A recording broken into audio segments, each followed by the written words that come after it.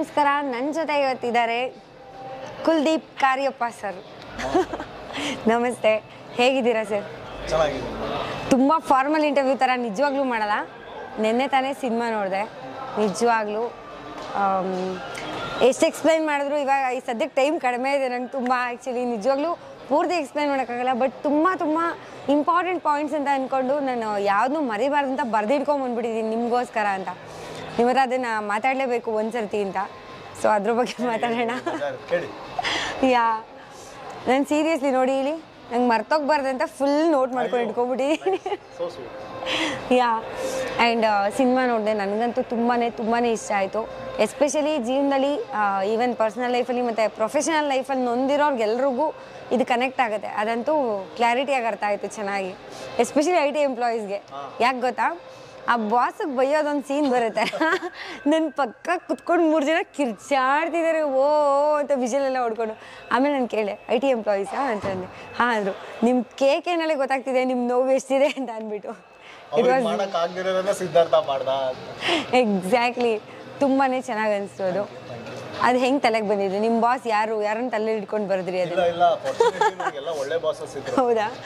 But ಅದು character approach ಅಷ್ಟೇ. ಹಿಂಗ್ ಆಗಿದೆ ಅಂತ ಏನಾದ್ರು ಮಾಡ್ಬೇಕಲ್ಲ. ಆಮೇಲೆ ಬೇರೆಯವ್ರ ಬಾಯಲ್ಲಿ ಕೇಳಿದ್ವಿ ಈ ಥರದ್ದು ಅದ್ಭುತವಾದಂಥ ಬಾಸ್ಗಳು.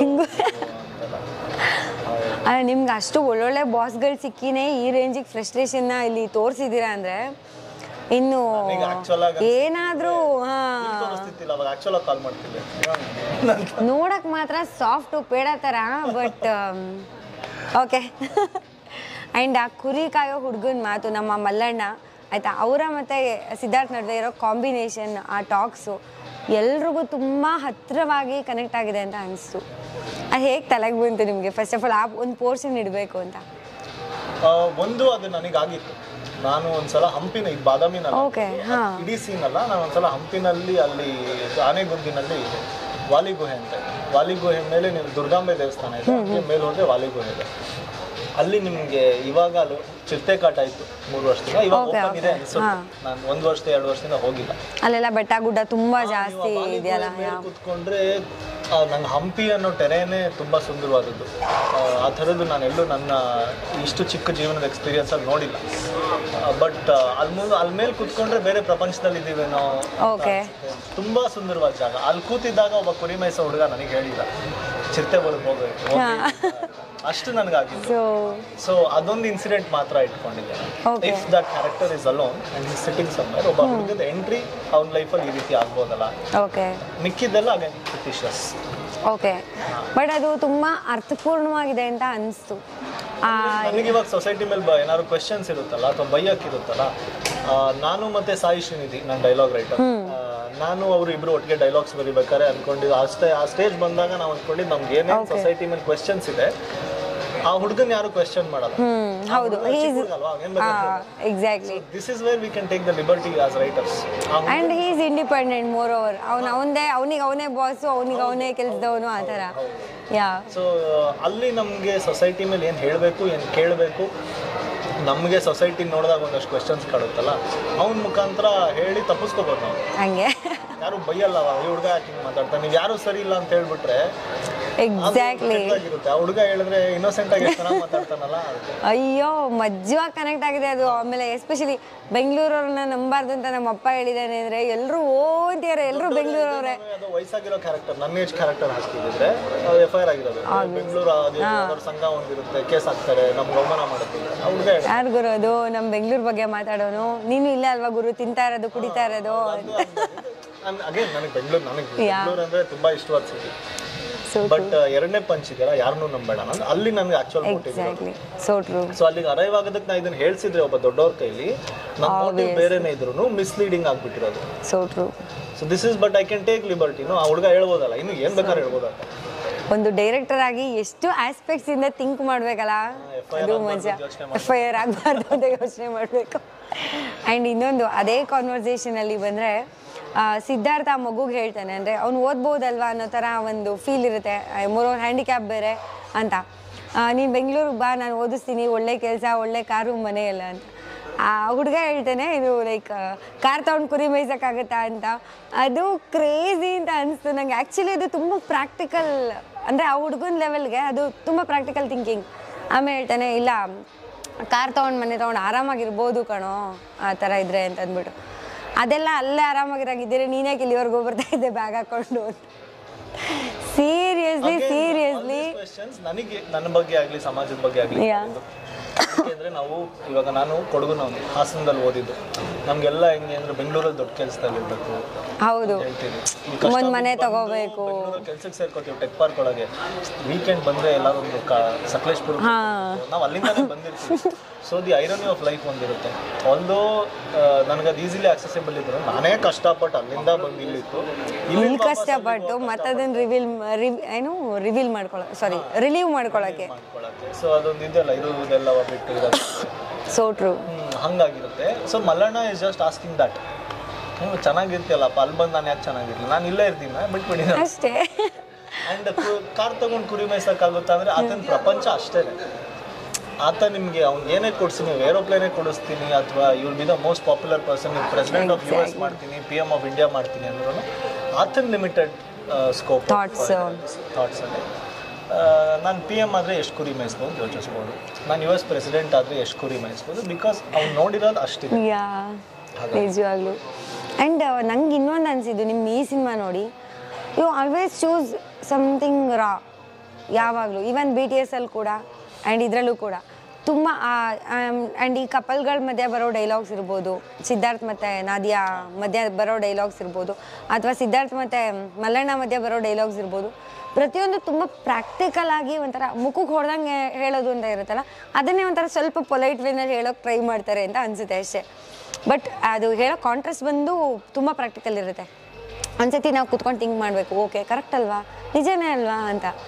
ಸೊ ಹೆಂಗಿದು ರಾ ಯಾಕೆ ಯಾವಾಗಲೂ ಅಂತ ಯಾಕೆ ಅಂತ ಗೊತ್ತಿಲ್ಲ, ನೀವು ಹೇಳಿದಾಗ ನಂಗೆ ಅನಿಸುತ್ತೆ. ಬಿಟ್ಟರೆ ನಾನು ಬರೀಬೇಕಾದ್ರೆ ರಾ ಆಗಿರ್ಬೇಕು ಅಂತ ಬರ್ತಿರೋದಿಲ್ಲ. ಓಕೆ, ನನಗೇನು ಹೇಳಬೇಕು ಅಂತ ಇರುತ್ತೆ, ಸಿನಿಮಾ ಮಾಡೋದೇ ಅದಕ್ಕೆ, ಅಥವಾ ಕತೆ ಹೇಳೋದೇ ಅದಕ್ಕೆ, ಇಲ್ಲ ಬರೆಯೋದೇ ಅದಕ್ಕೆ. ಹೌದು, ನನಗೇನೋ ಹೇಳಬೇಕು ಅನಿಸಿರುತ್ತೆ, ಸುಮಾರು ಏನೋ ಕಾಡಿರುತ್ತೆ.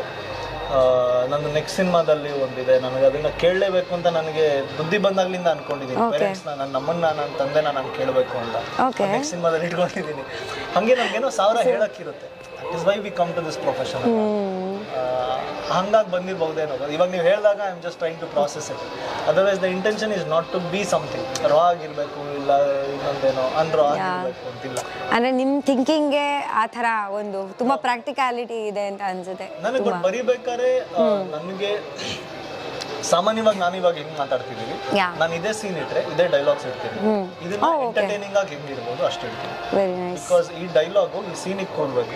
ಸೀನ್ ಒಂದು ಮೋಟಿವ್ ಇರುತ್ತಲ್ಲ, ನೀವು ಮಾತಾಡೋ ಪ್ರತಿ ಪದ ಆ ಸೀನ್ನ ಕಂಪ್ಲೀಟ್ ಮಾಡಬೇಕು. ಸೀನ್ಗೆ ಮೋಟಿವ್ ಆಗಿರ್ಬೇಕು. ಆ ಸೀನು ಅದೊಂದು ರೀಲ್ ಇರುತ್ತೆ, 20 ನಿಮಿಷ 30 ನಿಮಿಷ ಇರುತ್ತೆ. ಆ ರೀಲ್ನ ಫುಲ್ಫಿಲ್ ಮಾಡಬೇಕು. ಆ ರೀಲು ಫಿಲ್ಮ್ನ ಕಂಪ್ಲೀಟ್ ಮಾಡಬೇಕು. ಸೊ ನೀವು ತಗೊಳ್ಳೋ ಬ್ರೆತ್ತು ಕೂಡ ನನಗೆ ಇಂಪಾರ್ಟೆಂಟ್ ಆಗುತ್ತೆ.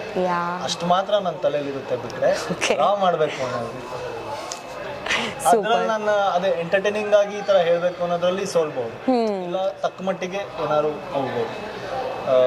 But the intention is to just keep it normal, over the top ಹೋಗದಲ್ಲ. ನಾನು ಅನ್ಕೊಂಡಿರೋದನ್ನ ಹೇಗೆ ಹೇಳ್ಬೋದು ಅಷ್ಟೇ ನನ್ನ ಪ್ರಯತ್ನ. Okay, nice.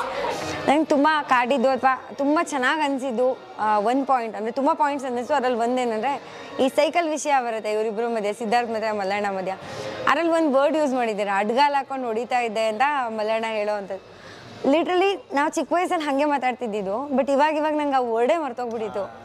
ಅದು ಹೆಂಗೆ ಅಷ್ಟು ರಾನ ಕ್ಯಾಚ್ ಮಾಡ್ತೀರ ಅಂತ ನಂಗೆ ಅದು ಮತ್ತೆ ರಾ ಅಂತಾನೆ ಬರ್ತಾ ಇದೆ ಆ್ಯಕ್ಚುಲಿ. ನಾನು ಸೈಕಲ್ ಹಂಗೆ ಕಲ್ತಿದ್ದೆ. ಸ್ನೇಹಿತರು ನಮ್ಮ ಇದ್ರಲ್ಲಿ ಕೆಲಸ ಮಾಡ್ತಿದ್ರು ಒಬ್ರು, ಅವ್ರದ್ದೊಂದು ಅಟ್ಲಾಸ್ ಇತ್ತು. ನನಗೆ ನಂದೇ ಅಂತ ಸೈಕಲ್ ಸಿಕ್ಕಲೇ ಇಲ್ಲ ಜೀವನದಲ್ಲಿ. ನಮ್ಮ ಅಕ್ಕ ಅದು ಒಂದು ವೈ ಶೇಪ್ ಸೈಕಲ್ ಅಂತ, lady bird Y shape, unisex, ಗಂಡಸರು ಹೊಡಿಬೋದು. ಗಂಡಸರಿಗೆ ಬಾರ್ ಸೈಕಲ್ ಇರುತ್ತೆ, ಅಟ್ಲಾಸ್ ಬಾರ್ ಸೈಕಲ್. ನನಗದು ಸಿಕ್ಕಿದ್ದು ಹಿಂಗೆ ಒಬ್ರು ನಮ್ಮ ಸ್ನೇಹಿತರು, ತಂದೆ ಸ್ನೇಹಿತರು. ನಂಗೆ ಅದನ್ನ ಕಲಿಬೇಕು ಅಂದ್ರೆ ಹಿಂಗ್ ಚಕ್ರ ಕಾಲು ಅಥವಾ ಅಡ್ಗಾಲು ನಾವು ಹಂಗೆ ಕಲ್ತಿದ್ದಲ್ಲ. ಈಗ ಪ್ರಾಬಬ್ಲಿ ನಾನ್ ನೋಡಿದಷ್ಟು ಅಟ್ಲೀಸ್ಟ್ ನನ್ನ ಸುತ್ತಮುತ್ತ ಮಕ್ಕಳಿಗೆ ಚಿಕ್ಕ ವಯಸ್ಸಿಂದಾನೇ ಅದು ಅವ್ರವ್ರ ಹೈಟಿಗೆ ತಕ್ಕ ಹೊಸ ಸೈಕಲ್ ನಮ್ಗೆ ಅದಿತ್ತಿಲ್ಲ. ಎಕ್ಸಾಕ್ಟ್ಲಿ, ಅವಾಗ ಇದಿದೆ ದೊಡ್ಡದು ಒಂದು ಸೈಕಲ್, ಅದಾದ್ಮೇಲೆ ಲೇಡಿ ಬರ್ಡ್ ಎಲ್ಲ ಬರಕ್ ಸ್ಟಾರ್ಟ್ ಆಗಿದ್ದು. ಅದು ಅವಾಗ ಅಷ್ಟೇ. ನಾನು ಚಿಕ್ಕ ವಯಸ್ಸಲ್ಲಿ ಫಸ್ಟ್ ನನ್ನ ತಾತನ ಸೈಕಲಲ್ಲಿ ಕಲ್ತಿದ್ದು. ನೀವು ಹೇಳ್ದಂಗೆ ಬಾರ್ ಇರುತ್ತಲ್ಲ ಮಧ್ಯದಲ್ಲಿ ಆ ಸೈಕಲು, ಅದು ಹೆಂಗೆ ಹತ್ಕೊಳ್ತಿದ್ದೀವಿ ಒಂದು ಸರ್ಕಸ್ ಅದ್ರ ಮೇಲೆ ನಾವು ಆಯ್ತಾ, ಸೀಟ್ ಮೇಲೆಲ್ಲ ಕೈ ಇಟ್ಕೊಂಡು ಒಂದು 3 ಸತಿ ಹಿಂಗೆ ಲೆಫ್ಟ್ ಕಾಲಲ್ಲಿ ತುಳಿದು ಆಮೇಲೆ ರೈಟ್ ಕಾಲ್ ತೆಗೆದು ಹಾಕಿ ಏನೇನೋ ಮಾಡ್ತಾ ಇದ್ವಿ. ಹೌದು, ಹೋಗೋರೆ ಅದು ನೆನ್ಸ್ಕೊಬಿಡ್ರೆ ಈಗಲೂ ನಂಗೆ ಎಷ್ಟು ನಗು ಬರುತ್ತೆ. ಒಂದ್ಸತಿ ಡೆಡ್ ಎಂಡ್ಗೆ ಹೋಗ್ಬಿಟ್ಟಿದ್ದೀನಿ, ತಕ್ಷಣ ಇಳಿಯೋಕ್ಕಾಗಿಲ್ಲ, ರಪ್ ಅಂತ ಬಿದ್ದಿದ್ದು. ಅದೇ ಫಸ್ಟ್ ಆ್ಯಂಡ್ ಲಾಸ್ಟ್, ಮತ್ತೆ ಬೀಳಿಲ್ಲ ಸದ್ಯ. ಹೆಂಗೋ ನೆಕ್ಸ್ಟು 2 ವೀಲರ್ ಕಲ್ತ್ಬಿಟ್ಟೆ ಇದನ್ನ, ಎಕ್ಸೆಲ್ ಹೆವಿ ಡ್ಯೂಟಿ. ಸೊ ಅದು ಒಂಥರ ನಂಗೆ ಚೈಲ್ಡ್ಹುಡ್ ಮೆಮೊರಿನ ಟ್ರಿಗರ್ ಮಾಡ್ದು. ಆ ಸೈಕಲಲ್ಲಿ ಗೋಡೆ ಮೇಲೆ ನೇತಾಕಿರೋದು ಅದೆಲ್ಲ ತುಂಬಾನೇ ಇಷ್ಟ ಆಯಿತು. ಯಾ ಮತ್ತೆ ಮೆಮೊರಿ ಈ ಥರ ಸೊ ಇಟ್ಟಿದ್ದಾರೆ, ಬಟ್ ಯೂಸ್ ಇಲ್ಲ, ಮೇಲೆ ಇಟ್ಟಿದ್ದಾರೆ.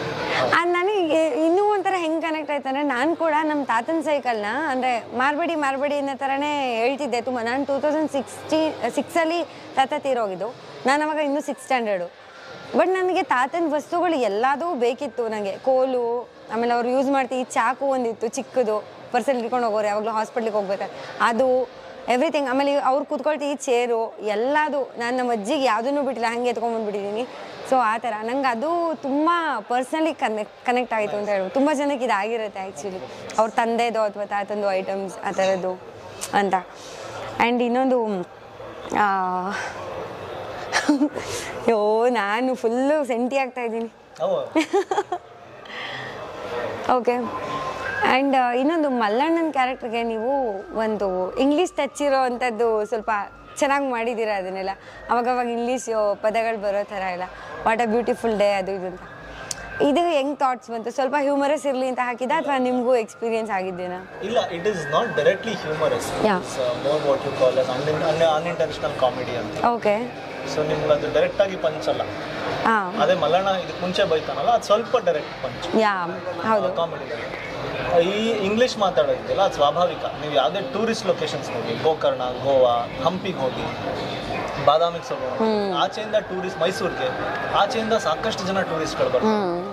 ನೀವು ಗೋವಾಗೆ ಹೋದರೆ ರಷ್ಯನ್ ಮಾತಾಡ್ತಾರೆ ಅಲ್ಲಿರೋರು, ರಷ್ಯನ್, ಹಿಂದಿ, ಕನ್ನಡ ಮಾತಾಡ್ತಾರೆ, ಆಮೇಲೆ ಇಂಗ್ಲೀಷ್ ಮಾತಾಡ್ತಾರೆ ಅಲ್ಲಿರೋ ಮಕ್ಕಳು ಚಿಕ್ಕ ವಯಸ್ಸಿಂದ.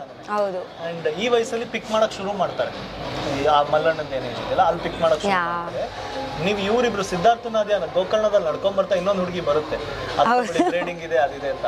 ನೀವು ಅದೇ ಹುಡುಗಿ ಬೇಕಾದ್ರೆ ಎಲ್ಲ ಕಡೆ ಸಿಗ್ತಾರೆ, ಇಂಟರ್ನ್ಯಾಷನಲ್ ಟೂರಿಸ್ಟ್ ಡೆಸ್ಟಿನೇಷನ್ಸ್ ಇದೆಯಲ್ಲ ಇಂಡಿಯಾದಲ್ಲಿ, ಅಲ್ಲೆಲ್ಲ ಭಾಷೆ ಮಾತಾಡ್ತಾರೆ. ಅವ್ರು ಹೋದ್ರೆ ಅವರೇ ಬಂದು ನಿಮಗೆ ಪಿಚ್ ಮಾಡಕ್ಕೆ ಶುರು ಮಾಡ್ತಾರೆ. ಸೊ ಈ ಹುಡುಗನ ಪಿಕ್ ಮಾಡ್ತಾ ಇದ್ದಾನೆ. So what A beautiful day, ಅಥವಾ ಅವರು ಫಾರಿನರ್ಸಿಗೆ ಸ್ವಲ್ಪ ಇದಿದೆ, ಅದೇ ಕಾಂಪ್ಲಿಮೆಂಟ್ ವೆರಿ ಸ್ಮಾಲ್ ಥಿಂಗ್ಸ್. ನಿಮ್ಗೆ ಏನಾದ್ರು ಸಿಕ್ಕಿದ್ರೆ ನಿಮ್ಗೆ ಅದು ಚೆನ್ನಾಗಿದೆ, ಅವ್ರು ಕಾನ್ವರ್ಸೇಷನ್ ಮಾಡಕ್ಕೆ ಟ್ರೈ ಮಾಡ್ತಾರೆ. So he has picked all of that. ಅದಕ್ಕೆ ರ್ಯಾಂಡಮ್ ಆಗಿ ಅವ್ನಿಗೆ ನೈಸ್ ಬ್ಯಾಗ್ ಅಂತಾನೆ, ವಾಟ್ ಅ ಬ್ಯೂಟಿಫುಲ್ ಡೇ ಅಂತಾನೆ. ನಾವು ಇಂಡಿಯನ್ಸ್ ಯಾವತ್ತೂ ಕುತ್ಕೊಂಡ್ಬಿಟ್ಟು ಇವತ್ತು ದಿನ ಚೆನ್ನಾಗಿದೆ ಅಲ್ಲ ಯೋಚನೆ ಮಾಡಲ್ಲ, ನಮಗೆ ನೆಮ್ಮದಿ ಹೋಗ್ಬಿಡುತ್ತೆ, ಇಲ್ಲ ಏನೋ ಚೆನ್ನಾಗಿಲ್ಲ, ಬಟ್ ಅದು ಅಲ್ಲಿಂದ ಪಿಕ್ ಆಗಿರುತ್ತೆ ಆ ಹುಡುಗನಿಗೆ. ಹೇಗೆ ನಿಮ್ಮ ಸಾಂಗ್ಗೆ ಪ್ಲೇ ಆಗ್ತಾ ಇದೆ. ಹೌದು, ನಮಗೋಸ್ಕರ 2 ಲೈನ್ ಹಾಡ್ಬೋದಾ ಇದೇ ಸಾಂಗ್? ಇಲ್ಲ ಇಲ್ಲ, ನಿಮ್ಗೆ ಸಬ್ಸ್ಕ್ರೈಬರ್ಸ್ ಕಮ್ಮಿ. That's okay. ನಮ್ಮ ಸಬ್ಸ್ಕ್ರೈಬರ್ಸ್ ಯಾವತ್ತೂ ಎಂಥ ಪ್ರತಿಭೆಗಳಿಗೂ ತುಂಬ ತಲೆ ತಿನ್ನೋದು ಅಥವಾ ಈ ಥರ ಬೇಡದಲ್ಲಿರೋ ಮಾತುಗಳು ಇನ್ನೊಂದು 10 ನಿಮಿಷ ಹಾಡ್ಬಿಡ್ತೀವಿ. ಹಾಡು ಪ್ಲೀಸ್ 2 ಲೈನ್ಸ್ ಹೋಗ್ಲಿ. ಆ ಸೆಂಟೆನ್ಸ್ ಥರ ಬರುತ್ತಲ್ಲ ಬಿಫೋರ್ ಸಾಂಗ್, ಆ ಥರನೇ ಹೇಳಿ ಹೋಗ್ಲಿ. ಹೆಜ್ಜೆ ರೂಪಿಸು, ಇಲ್ಲಿಂದ ಬೇರೆ ಕಥೆ, ಕಾಣದ ನಾಳೆಯು ಉಂಟೀಗ ನನ್ನ ಜೊತೆ, ಹುಸಿ ಸಂಬಂಧದ ಹೊರೆ ನಾ ತೊರೆಯುವೆ, ಸದ್ದಿಲ್ಲದೆ ಒಂದು ಅಧ್ಯಾಯವ ಈಗೋ ನಾ ತೆರೆಯುವೆ. ನಮ್ಮ ಗೆಸ್ಟ್ ಬರ್ತಾ ಇದ್ದಾರೆ ಇವಾಗ, ಹಾಗೆ ವಾಪಸ್ ಯೂಟರ್ನ್ ಮಾಡ್ಕೊಂಡು ಹೋಗ್ತಾ ಇದ್ದಾರೆ. ಅವ್ರು ಅವಾಗಲೇ ಇಂಟರ್ವ್ಯೂಗೂ ಗೆಸ್ಟ್ ಥರ ಹಿಂಗೆ ಬಂದು ಹಿಂಗೆ ಓಡೋಗ್ಬಿಟ್ರು. ಸೊ ಮತ್ತೆ ಬರ್ತವ್ರೇನೋ ಅಂದ್ಕೊಂಡೆ, ನಮ್ಮಲ್ಲಿ ಕರುಣೆ ತೋರಿಸಿ ಅಂತ ಹೋಗ್ಬಿಟ್ರು. ಸೊ ಸರ್, ನಂಗಂತೂ ನಿಜ ಅಂದರೆ ಎಲ್ಲೋ ಒಂದು ಕಡೆ ಬರೀ ಖುಷಿನೇ, ಮೂವಿಯಿಂದ ಬರೀ ಖುಷಿ ಅಷ್ಟೇ ಬೇಕು, ಏನು ಸಂದೇಶ ಬೇಡ ಅಥವಾ ಏನು ನಮಗೆ ನೀತಿ ಕಥೆಗಳು ಬೇಡ ಅಂತ ಅಂದ್ಕೊಳ್ಳೋರಿಗೆ ಮೋಸ್ಟ್ಲಿ ಸ್ವಲ್ಪ ಅಂದರೆ ಚೂರು ಸೈಡ್ಗಿಡೋ ಅಂಥದ್ದು ಅಂತ ಫೀಲ್ ಆಗ್ಬೋದೇನೋ. ಬಿಕಾಸ್ ಟ್ರೈಲರಲ್ಲೆಲ್ಲ ನೋಡಿದಾಗ ತುಂಬ ಸೀರಿಯಸ್ ಥಿಂಗ್ಸೇ ಇಟ್ಟಿದ್ದೀರಾ. ಆದರೆ ಇದ್ರ ಒಳಗಡೆ ಎಷ್ಟು ಮಜಾ ಇದೆ, ಎಷ್ಟು ಚೈಲ್ಡ್ಹುಡ್ ಮೆಮೊರೀಸ್ ಇದೆ. ಆ್ಯಂಡ್ ಒಂದು ನೊಂದಿರೋಂಥ ಜೀವಕ್ಕೆ ಅದನ್ನು ಯಾವ ರೀತಿ ಸರಿ ಮಾಡ್ಕೋಬೋದು, ಲೈಫಲ್ಲಿ ಆಲ್ರೆಡಿ ನಡೆದಿರೋ ತಪ್ಪುಗಳನ್ನ ನಾವೇ ಯಾವ ರೀತಿ ಸರಿ ಮಾಡ್ಕೊಳ್ಬೋದು, ಎಷ್ಟು ಪಾಸಿಬಿಲಿಟೀಸ್ ಇದೆ ಅನ್ನೋದನ್ನ ಒಂಥರ ಸಿದ್ಧಾರ್ಥ್ ಜೀವನದ ಮುಖಾಂತರ ನಮಗೆಲ್ಲ ಹೇಳೋಕೆ ಹೊರಟಿದ್ದೀರಾ. ತುಂಬಾ ಕನೆಕ್ಟ್ ಆಯಿತು.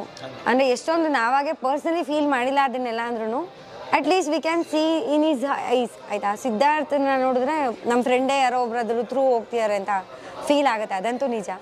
ತುಂಬ ಚೆನ್ನಾಗಾಗಿದೆ cinema. All the very best. And songs ಕೂಡ ತುಂಬ ತುಂಬ ಇಂಪಾಗಿದೆ. ಈಗಲೇ ಒಂದು ಕೇಳ್ತಾ ಇದ್ದೀವಿ, ಇನ್ನೊಂದು ಲುಲುಬಿ ಇದೆ, ಅದು ತುಂಬ ಚೆನ್ನಾಗಿ ಬಂದಿದೆ. ಇವರು ಸದು ಕೋಕಿಲ ಸರ್ ವಾಯ್ಸಲ್ಲಿ. ತುಂಬ ಒಳ್ಳೆಯದಾಗಲಿ ಸರ್ ಸಿನಿಮಾಗೆ. All the very best. Thank you.